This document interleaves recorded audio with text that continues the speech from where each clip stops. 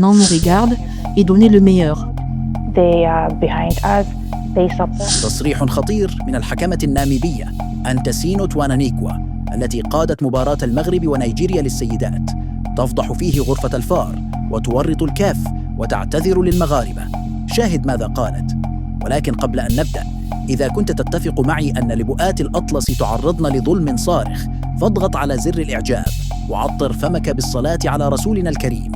في سابقة تهز الاتحاد الإفريقي لكرة القدم، خرجت الحكمة الناميبية أنتسينو توانانيكوا التي أدارت نهائي كأس إفريقيا للسيدات بين المغرب ونيجيريا عن صمتها لتكشف المستور وتفضح ما جرى داخل غرفة الفار.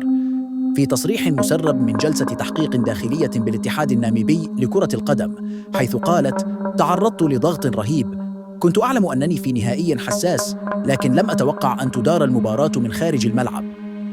كنت أنوي احتساب ركلة جزاء واضحة للمغرب في الدقيقة 78. لمسة يد صارخة، وذراع اللاعبة النيجيرية كان في وضع غير طبيعي، وكل شيء كان واضحا أمامي. رفعت الصافرة وطلبت المراجعة من غرفة الفار، لكن الرد كان صادما.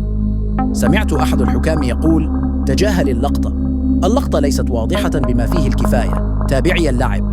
كررت السؤال مرتين وجاء نفس الجواب. في تلك اللحظة أحسست أن المباراة خرجت من يدي، ولم أعد أملك القرار.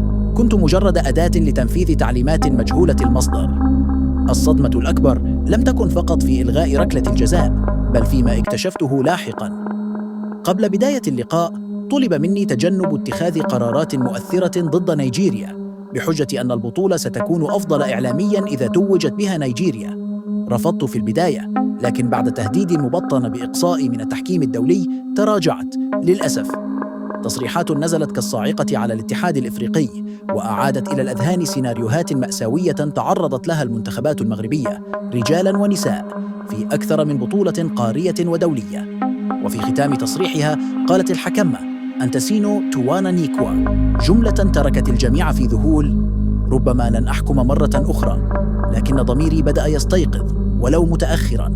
وفي النهاية شاركنا رأيك في التعليقات، ولا تنسى الاشتراك بالقناة ليصلك كل جديد.